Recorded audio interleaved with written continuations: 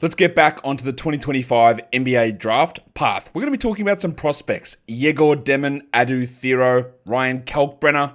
Another opinion on Tre Johnson. It is all coming up. Michael Bolton.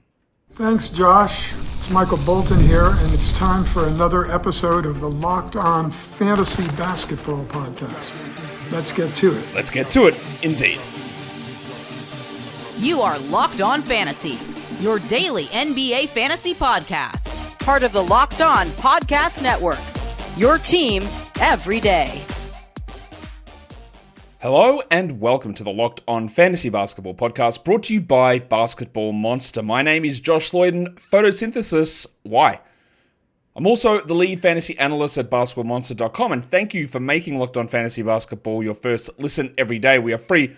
We are available on all platforms, thumbs and bangs and double bangs and all that sort of stuff. I will be having a live NBA draft show on the channel. That landing page will be set up in the next few days, so make sure you are sticking with me for the NBA draft as we talk about things that Jay Billis doesn't cover. Or, I don't even know if, does he still do it anymore? I haven't watched that coverage for a while. Is Jalen Rose giving out insane opinions on NBA draft prospects? Is Kendrick Perkins pretending to know what the game of basketball is? I don't know. But don't worry about that, because you can be with me for the NBA draft as we go through the picks live as they happen. All right, we are here, like I said, to talk about NBA draft prospects. We are going to be talking with Corey Tulaba from No Ceilings. You have seen him on this show plenty of times. You've seen No Ceilings plenty of times as well. So we might as well just bring Corey in and we can talk about these draft prospects. All right, so here he is now. Let's bring him back in for about the fourth year in a row, I guess. Corey Tulaba is back to talk NBA draft. Corey, welcome back to the show. Josh, what's up, man? I'm stoked to be here. This is always one of my favorite stops on the draft media tour that we have. So, one, you always consistently get my last name right, which is an exceptional feeling for me as somebody who hasn't had that happen much in his life. And I always enjoy talking ball with you. So, thanks for having me back. Yeah, I remember the first time you were on, I had to confirm how to pronounce your surname because I want to make sure I get that stuff right. And sometimes you can get things right, and then the majority of people get it wrong, but then they think that you're wrong, and then it leads to all this confusion. You go, but then you start doubting, am I wrong? No, I'm glad we got that sorted. I'm glad that that's where it needs to be. We're here now, though, to talk about some NBA draft prospects. I'm going to start off with a guy that I talked about last week, and someone was a bit higher on him than consensus, but this is a guy you're maybe not quite at that same spot with, and it is a guy that's, I've sort of gone back and forward a little bit with this player, and we're talking Tre Johnson from Texas. Okay, so Tre is a guard.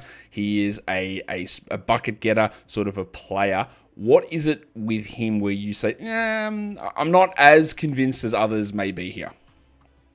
So I think if we're looking at him from a strictly talent, skill, potential, I think there is so much to like with him. From all of the intel, and there's good and bad. Part of the bad is maybe he's not fully come into himself as far as his personality and like dealing with people, but he is like an unbelievable worker, which is a really great quality to have.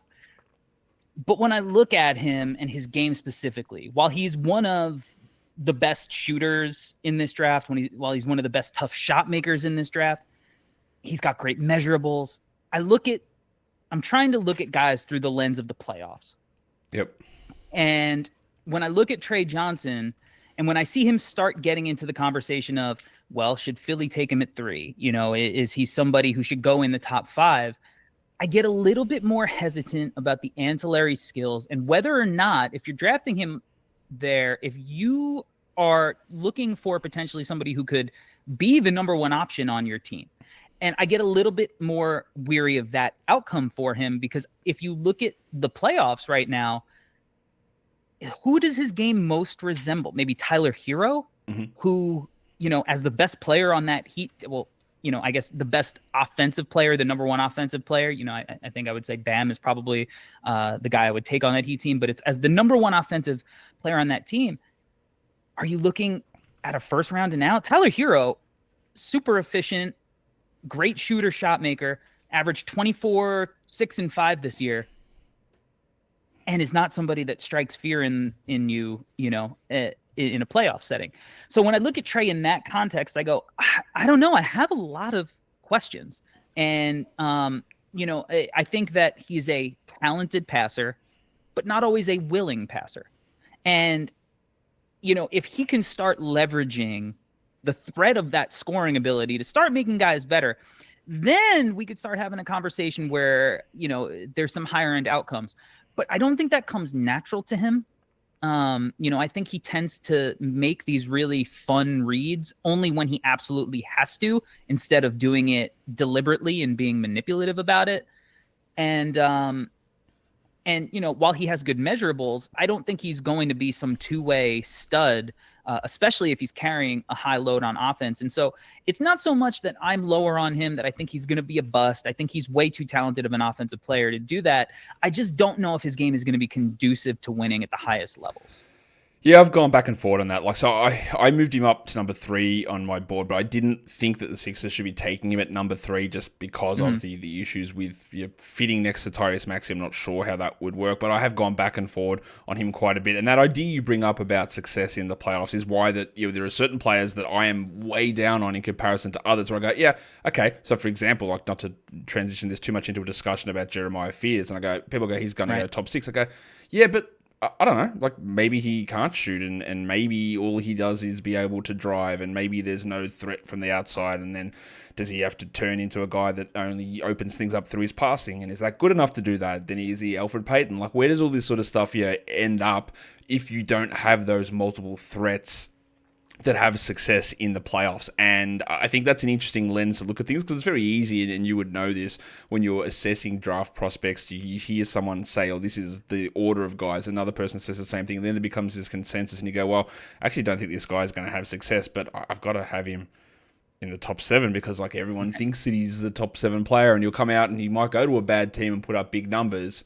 But when we get to that, okay, you're a bad team now, you're an okay team now, you're a very good team. And when you get to the very good team, it doesn't work out to that same level. And that's a tough thing to figure out. In terms of Tre, you talk about the not even necessarily unwillingness, but maybe the passing is not at the level of willingness that you need it to be at. Right. How much of that do you associate with the teammates that he had at Texas? I've heard a lot of that. I think it's kind of an excuse. Was he in an ideal construct? Maybe not, but it's not as though Tremont Mark wasn't a part of good college teams. It wasn't as if Arthur Kaluma wasn't a part of good college teams. He had other talented guys on his team. It's not like he was passing the ball. He wasn't on Rutgers, right? It wasn't Dylan Harper and Ace Bailey. So I think that, it's a little bit of just but maybe he wasn't in the greatest context. And while there may be some truth to it, I just don't know if I can get all the way there with it. I think it's just more, it's not naturally what he's geared to do, and, luckily for him, he has ways to be really successful without having to be that super on-ball guy, because I think his movement, shooting, and ability to kind of be such a valuable off-ball player is still something that he could hang his hat on. And if he leans into that, for me, where now when he's making some of these passes and he's less, teams are maybe less reliant on him to do that, and it's more of just a bonus rather than anything else. Now I think that's the kind of role he could thrive in, and the kind of role in which, maybe he'll be best suited for down the line. But it's also the kind of role that, it takes a while for players to kind of accept and buy into when you're so used to being that on-ball guy. And I look at guys of his ilk. I mentioned Tyler Herro in the playoffs, but you look at a guy like Zach LaVine too, who I think is significantly better at getting to the rim. Probably, I would consider Zach LaVine a very similar caliber level of shooter.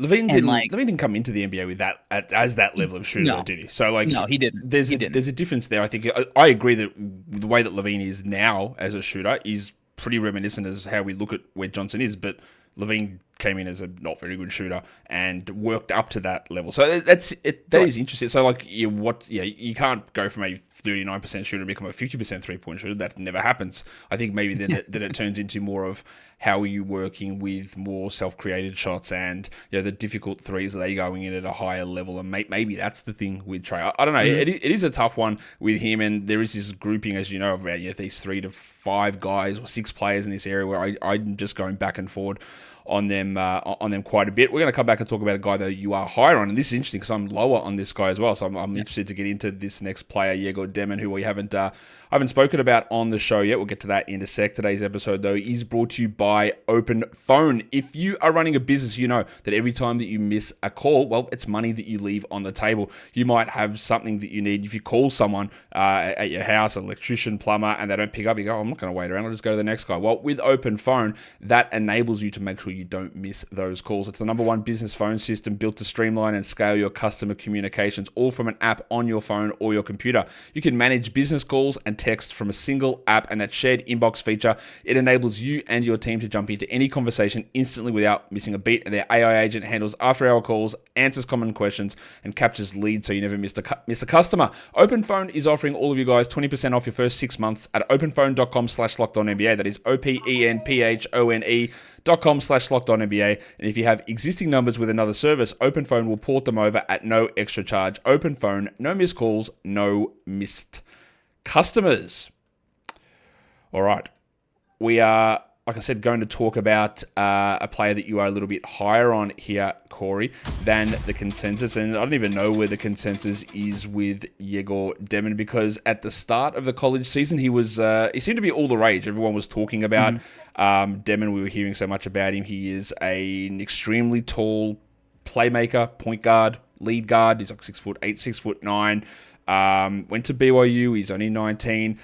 The thing that's going to just stand out like dog's balls from a negative sense is why can't you hit any single shots ever? 27% from 3, 41 from the field, under 70 from the line, but 7 assists a game. So I want you to talk about how you think the positives outweigh the negatives that are there, because there are obviously very clear negatives, but there's one really big positive factor with Demin. Yeah, I mean, if you start with the positives, I think he is the best passer, playmaker in this draft. And at the combine, he measured where he's going to be 6'9.5" in shoes. Yeah, that's crazy. So you're looking at a kid who's almost 6'10". And I got a chance to watch him work out. I got a chance to get in the film room with him and see, what he's watching, what they're working on, and, really see his mind work. I think he's got an exceptional mind. The way he reads the game at his age is so advanced. And, when you could pass like that, when you have an elite skill like that, I think that where you're making other guys better, and it's something that, it's somebody who's fun to play with, and he's going to push the pace, and everybody's going to eat. And it's this contagious style of basketball that I think is really conducive to the way teams want to play now. And, he's not just the guy who's going to come off a screen and hit the roller. He's going to look and see that the low man is tagging, and he's going to manipulate it by coming off with pacing and taking an angle in which that he's now going to sling the ball to the weak side. And because he manipulated the low man with his eyes or with a little pump fake, and because he had to stretch the low man out by, going in one direction, now he's going to be able to hit a clean pass to shooters in the pocket. And, when I see guy, if he was 6'4", I think, he'd be interesting, but a lot less interesting. There aren't a lot of guys that are just about 6'10" who can make the kind of passes that he makes. And, I also think that, I don't know what it is. People online tend to say that he's this guy who doesn't create advantages because he's reliant on screens a lot of the time. Okay. Like, the NBA is that's chock how full it of works. screens. Exactly. Like on the ball, off the ball, like great. Like, I want him to be put in positions to be successful, whether he's coming off a zoom action from the corner or whether he has the ball at the top of the key and he's initiating that way. Because when he gets that, he is able to get downhill. And he's a good finisher when he gets to the rim. He had a pretty decent amount of rim attempts this year where he finished over 60%. So when he gets there, he's super competent. He can finish with his right or his left hand, which is another, I think, misnomer about his game is that he doesn't go left. And it's so funny because I think it's the biggest tell because he prefers to go left. Like if you really go through his films, like he's mostly going left off of that. But once he gets into the paint, he can make every read in the book. And, BYU was very like rims and threes reliant. And I think in, his, international tape, he was a little bit more willing to kind of, shoot mid-range jumpers. And I think that layer, and obviously that's dependent. Some NBA teams will allow guys to do it. Some NBA teams shy away from that. But I think that he has like mid-range pull-up ability that he didn't get to show this year at BYU that he's shown in international competitions.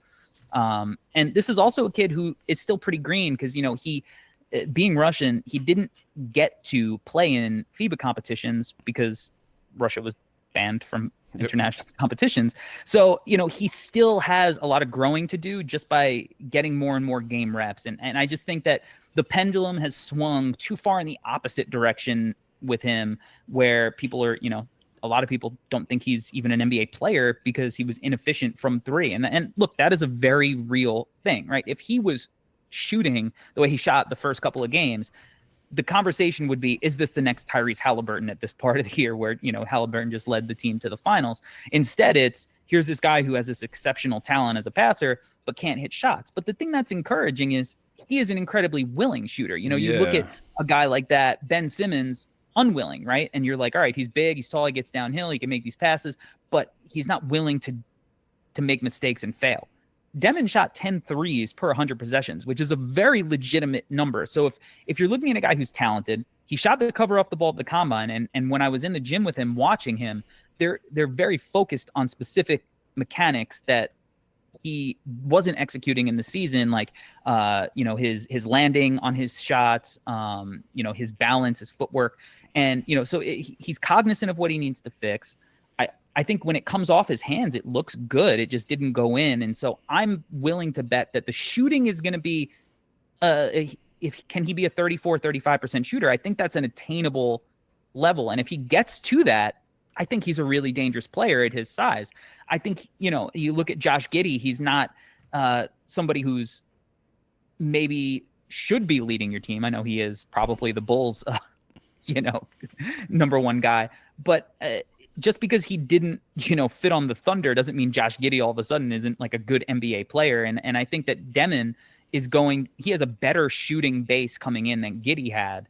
And I think if that's the blueprint and that's where he ends up, I still think that's a definite lottery pick. Yeah, he's an interesting one because we go back to that initial discussion because you talk about Giddey and he is probably going to be the Bulls' best player, but like as we've seen, as you get to the situations where you're in high pressure matchups and against good teams, it doesn't really work or hasn't worked so far. And that could be the thing with Demin is he could be on a bad team and he could put up great numbers and he could look good in certain situations, and then a team goes, all right, we're locking in now, and then it's just disappears. But what you are really, what is an interesting thing that I noted with him is how high that 3-point attempt rate was. And even his free throw attempt rate was really quite substantial. And for a guy that didn't score that much and shot that poorly, they are encouraging signs. Whether he's able to get those numbers to acceptable levels or not remains to be seen. In terms of a guy that, there's going to be these point guards in that similar range. It's going to be Fears that goes in that similar grouping and Yakichonis in that area. You have Demin clearly above those guys, or am I just speaking for you and telling you that he's ahead of those guys for you? I have him ahead of Fears by probably about like 7 or 8 spots. Yakichonis is a lot closer. I love his game too. As a Lithuanian, he's the first Lithuanian prospect that I've actually like come in really high on, even with Modest last year and in quite a while. But he's got really great size. Like I think he's strong. I think he's a good defender. So, and I think they share a lot of similarities and differences. And you look at Yakichonis, this was a guy who you go, oh yeah, he's a good shooter, right? But he shot like 32% too. So there are a lot of the same questions. But I think that you can kind of make the argument for either guy because they also have a lot of the same strengths. I just think that Demin's playmaking is a lot more advanced than Yakichonis's is at this point, as far as just being a consistent decision maker and really making consistently like impressive reads, where Yakichonis will make impressive reads quite often, but just not at the same kind of volume that I think Demin had made those reads. We've got 3 more guys that we're going to go through. We'll come back to those in a sec. Today's episode, though, is also brought to you by BetterHelp. Men's mental health is something that doesn't get talked about probably enough, and there's always pressure for men in the world to keep things together, to perform, provide, and to never show that weakness. But real strength comes from knowing when you need to ask for help and opening up and taking care of your mental well-being. Every year, there are 6 million men in the US that experience depression, and many of those go undiagnosed. But talking to someone, whether it's a friend or a loved one or a therapist, can make a huge difference. And therapy isn't just for the crisis moments. It's about how to figure out how to set boundaries and have healthy coping tools and become the best version of yourself. And with BetterHelp, there are 35,000 or more than 35,000 licensed professionals that make it easy for you to find a therapist who understands you. As the largest online therapy provider in the world, BetterHelp can provide access to mental health professionals with a diverse variety of expertise. So talk it out with BetterHelp. Get 10% off your first month at betterhelp.com/lockedonnba. That is BetterHelp, HELP.com/lockedonnba. All right. Corey, we've got 3 guys to go. We're not going to go as in-depth on these 3 players, but we're going to head to this guy because, I think if people could go back, I'm pretty sure it wasn't you that we discussed him with last year, but I definitely did a profile on Ryan Kalkbrenner last season because he's been around a while. 23-year-old big man from Creighton. And I'll be honest with you, when you hear, I don't know what this is. So I will chuck a random thing into these shows when we do it often. It's like I hear the name Ryan Kalkbrenner and I go, yeah, he sounds like he's about a 6'5" guard. And then you go, no, he's actually gigantic and he's one of the best rim protectors in this league. And for some reason, the name just doesn't make sense to me to be that guy. But that's okay. Names don't matter. It's what the skills are. He was a 24 usage player at Creighton, almost 2.8 blocks per 36 minutes. He shot 34% from 3 on not terrible volume. He's 7'2". There's a couple of these sort of American-born big centers in this draft. I talked about Danny Wolf last week. Kalkbrenner, is he moving to that that new prototype stretch 7-foot shooting shot blocker, or is the outside shooting more of a curiosity versus a weapon for him? I think it'll be a weapon. I mean, I don't think he necessarily is going to be, Kristaps Porzingis necessarily as far as like his volume when he comes into the league. But I've seen quite a bit of Kalkbrenner live, being, somebody who's from New York. He come in the Big East. I've seen him live quite a bit. And this year in the tournament, when I saw him, he hit some big threes for a Creighton team that was struggling in one of the games that I watched. And he was dominant. He had over 30 points. He was just, he was everything you wanted to see from him to make you go, okay, this is the guy who's a longtime NBA player. And I think what's interesting about Kalkbrenner, and I know he's old, he's been a name that has, I think he did the combine 2 years ago. Sounds about right. So like he's clearly a guy who has been on the block in draft circles. But when I look at guys and we go back to this, like, can they make an impact in the playoffs? Like, I look at Kalkbrenner as a guy who can make an impact in the playoffs. Now, whether that means that he is a 30 to 35 minute per game starting center or a guy who comes off the bench and gives you 20 valuable minutes, either way, I think that's a pretty likely outcome for him. And if your floor is like, all right, he's probably going to be a 18 to 22 minute playoff guy, it's a pretty high floor, even if he is 23, maybe doesn't have the highest potential ever. But if the three ball comes around, we start having a different conversation. But I do know that, having listened to my friend Jay Kyle Mann's interview with him on the Ringer NBA draft show, he had said like that wasn't what his role was, to be this high level 3-point guy. Like in college, when you're that big, you win by dominating at the rim, which he did. But he has that as a tool. I do think he needs, to continue to work on it because it comes out a little slow. And that's why I think the volume isn't going to be there right away. But, we saw Zach Edey taking threes this year, and True. So he's going to have more freedom and willingness from the coaching staffs to kind of, I think, execute that part of his game, even early on into his career. And when we look at rookies, if you look at the rookies who played in the playoffs this year, it was Zach Edey, it was Kel'el Ware, most of these guys were Quentin Post, right? I guess the non-big who I noticed was Ron Holland, who played a little bit in that first round, but outside of that, it was the big guys who can offer something that these smaller guys can't offer, which is just sheer size.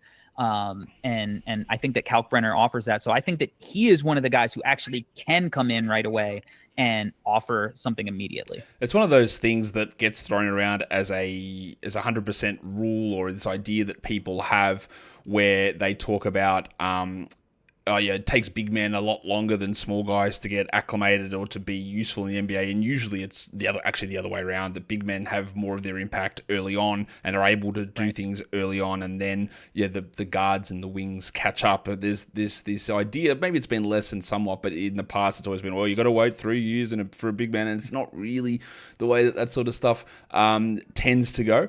What I do, or who I do want to talk about now, is we want to go across to Arkansas. Not quite a big man. We're going to talk about a wing. Adou Thiero, who, again, we talk about some guys with some iffy shooting numbers. Thiero's look uglier than Egor Demin's. And it immediately brings to mind a Arkansas wing that was picked at the start of the second round a couple of years ago in Jordan Walsh. And we just have never really seen him on the NBA court at all so far. So what is Thiero's relatively high usage, 26% usage? What's his thing that he's bringing? Is it just all defense? Is the offense you just forget about it? Like, where are we at with him being able to be that? Because with wings, we have an expectation. You got to do it all. You got to defend and you got to shoot. You can't be a one-way wing, because it doesn't usually work unless that one way is so high, and even then, like, you're Matisse Thybulle and you come and play 20 minutes a night because your offense is bad. Right. Is the offense that bad? I don't know if I would say the offense is that bad, because I think that he probably has better, like, attacking ball skills. I think he's more, like, explosive. I think he doesn't get talked enough about, like, being potentially the most, like, athletic or explosive wing in this class, like maybe even overall prospects. Like, he makes some, like, open your eyes, wow plays. It kind of bums me out that the shooting hasn't come around, because I was really excited about him when he was at Kentucky his sophomore season, coming out of the Global Jam tournament, and I was like, yo, this kid looks like he is ready to take a step. I thought he was potentially going to be a prospect that year. And, it happened this year where I think he's made a big leap as far as just his overall production and ability to kind of be aggressive and take over in that capacity. But yeah, the jump shot is still ways and ways away. And for somebody who does get downhill and gets to the free throw line, I guess you could live with right around 70%, but you really do want that to improve as well. But right now he looks like one of these defense first wings, and that's not going to get it done in the playoffs. If the shot comes around, maybe you're looking at like a variant of OG Anunoby, in some capacity. Is that a highly likely outcome? I wouldn't bet on it. I think OG is an incredible basketball player who's, had a really great developmental trajectory. But maybe he gets to the Josh Hart level, where Josh Hart, when he shoots, you go, no, that's not going in. And sometimes in big moments, it really does. And sometimes it doesn't. But he's out there because he's providing such valuable moments with his defense, his energy, his rebounding. And I think that is what Adou could possibly bring to a team if that jumper never actually hits. It is an interesting one, because you can look at the defensive stuff, you can look at the steal numbers, and you go, the rebound is interesting for a guy that's 6'7", 6'9" in shoes most likely. Like, there's some pretty interesting numbers there. The shot blocking is interesting, like you mentioned the Anunoby comparison. That's what he does, good shot blocker, good steals guy. But he developed that shot. But OG didn't come in as that level of shooter either. He came in as a better shooter, but not that level of shooter.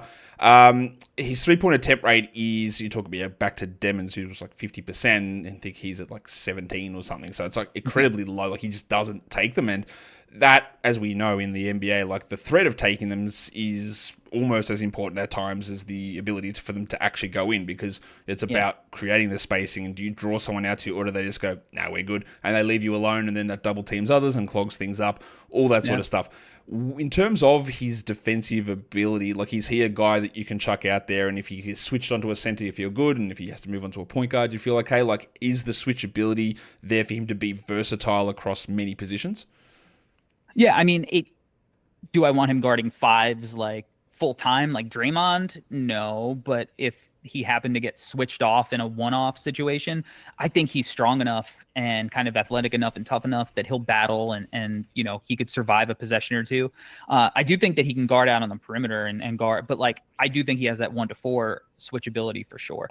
And I think that if he was a true like 1-to-5 defender, maybe more like a Colin Murray Boyles in that regard, he would probably be talked about a little bit higher, and should he be a lottery pick even without his shooting ability and whatnot. But I think that he's more of a perimeter oriented guy instead of a guy that you really want banging with kind of like the bruisers, and we see this influx of going back to really big lineups. So I don't think that is going to be a strength, but I also don't think it's so much of a weakness that when you compare him to some of the other prospects, you would put him at like the bottom of the list of guys you'd want in that scenario. Last guy we're going to talk about, we mentioned Kasparas Yakuchonis earlier on, but his teammate Will Riley is someone we're going to go to now. He's, again, a 19-year-old guard playing for Illinois.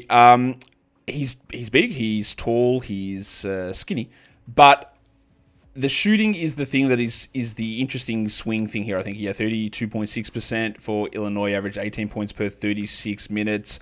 Do you believe that he can become an elite level shooter, or is he just someone who might give the idea that he's going to be a shooter, but it doesn't really work that way? It's an interesting question, and one I've had to ponder a lot because I've seen him in the practice settings at the Nike Hoop Summit where, coming in, it was almost like his shooting was his calling card in a lot of ways. And you saw him in the EYBL, and he had moments where he was filling it up because of his shot making, but the consistency wasn't there. He started lighting the net on fire at the beginning of the year. Then he kind of cooled off, and then he got hot again. Now, what I'll say is he reclassed. So, he should be a freshman next year. So he has, the fact that, he did play up a level technically, and he does have time to kind of iron it out. He also has the fact that he is 6'8". Now, I wish he was longer. He's got the alligator arms, but, he's 6'8", 6'9" in shoes. So, having the same kind of wingspan is not detrimental, even if it's not ideal. I think he's a pretty good passer. And, in a lot of ways, he feels like the third Ball brother to me. Maybe not as, as high level and talented as Lonzo and LaMelo, but he has, a lot of, I think, similarities in kind of the way he plays. But again, if he's a 40% shooter, then this is a guy who at his size is like unbelievably valuable, and you take in the top 10. If he's not, then it's like he's Ousmane Dieng or, a guy like that who maybe isn't even that playable, but he's pretty good at the rim. And because of his size, I think there's some opportunity for him, and he's going to get chances. So, even if it doesn't work with his first team, it's not like he's going to wash out of the league. I guess the situation just becomes, if you're that team, do you take the chance knowing that maybe the second or third team is the one who's going to get the most value out of him? Yeah, you have to wait 3, 4, 5 years or whatever it is. And and sometimes you're right, it does require that second team because it requires the first team to humble that player and for them to hit the realities, to hit him and go, well, I need to do this differently. And if you're sitting on that same team, you go, look, the team likes me, I'll continue to do this thing, and necessarily without having that reality check, I guess, to make the adjustments in your game that you might need to be able to have that success. In terms of being able to be like a guy that, we can talk about the shooting part of it, that's fine, but if that doesn't come around, could he do something differently? Is there a passing part that you think could unlock? Does he become more of a hustle sort of a player? What is the thing that if that doesn't happen, where does he get to? I mean, it's an interesting question because if it doesn't come around, I think it's a lot like Jet Howard or, one of these guys who spends a lot of time in the G League, and you like the idea of it because Jet was a guy who was a really good passer in college too.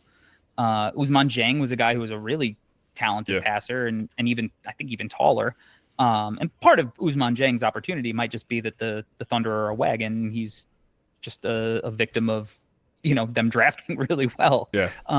But it could just be he's the 8th or 9th guy or 10th guy who spends a lot of time in the G League, and it doesn't materialize, if the shot doesn't come around in a real way. But I do think that like this is probably the floor of what his shooting is like. And you know, if you're like 33%, 72% from the free throw line, you know, it's not great numbers, but if he is able to take advantage and get to the hoop, which he showed that he could do, and he can make pretty smart passing reads, and he's just a connective wing, then there's still something there. But without like him definitely shooting at the 36, 37%, like slightly above league average level, there's definitely some questions as to like how real he is as an actual contributor to winning basketball. Last thing on Riley, the thing that scares me immensely with him is an absolutely putrid steal rate. It is like 0.6%, which is like, I want elite prospects to like at least be like in the vicinity of like getting close to like 2, like 1.6, 1.8, or like 0.6 is insane. It is a horrible number when you look at comparisons of guys with those steal rates and guys that come in as scorers. And Bryce McGowan's is a comparison name. I'm looking here. Amani Bates, Jacoby Walter. I know Jacoby Walter was actually a good steal rate, and like, okay, that hasn't. Yeah, he hasn't really shown that. You mentioned Jed Howard, who had a 0.8 steal rate, which is better than Will Riley's, and all that is like. And that steal rate doesn't, as I've said a million times in the show, it doesn't necessarily mean steals or it doesn't mean defense. It could just mean your ability to have a feel for the game and to be anticipatory and to understand what's going on at a level that you should be better than. And that number being so low is a little frightening to me. So I'm a little concerned about where that goes. But I'm also concerned, Corey, that brings us to the end of our time together, because we're done. You've got other things to go and do. You've got all of the No Ceilings crew to keep under control and to get all of that stuff going out. What have you got happening at the moment? I've seen you've been doing a lot of player interviews, player sit-downs. Have you got any of those coming out in the next week or so? Yeah, in the next couple of days, we'll have a film session with John Poulakidis, sharpshooter from Yale. I think he's, maybe one of the top 2 shooters in this class. Highly underrated in my opinion, a guy who you might know from when Yale upset Auburn in last year's tournament.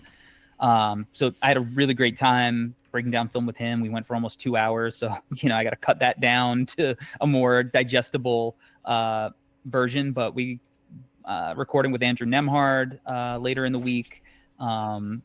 So got some other guys that we're working on as well behind the scenes. But we got the draft guide that we're dropping. Yep. That should be live, I think, any minute now. So that'll be out, which this was the biggest one we've ever done. It's probably close to like 80 to 1,000 words. I don't know, maybe more. Like we have advanced stats, we have graphics. I mean, just an absolute monster draft guide this year from the team, and everybody worked so hard. I'm so proud of them. And, we're continuing our coverage just every day at NoCeilingsNBA.com. Check out No Ceilings. I'm sure you already are. All of their written work, all of their audio, all of their video, the player sit-downs, all that sort of stuff that Corey and the team are doing. Corey, thanks again for coming onto the show and discussing some NBA prospects with me. Hey, my pleasure, man. I'm looking forward to coming back again.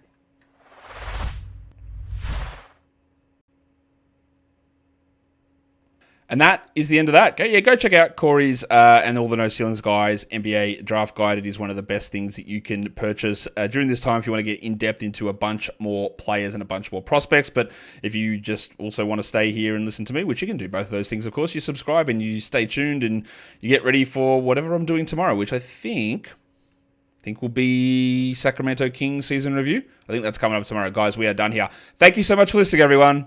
See ya.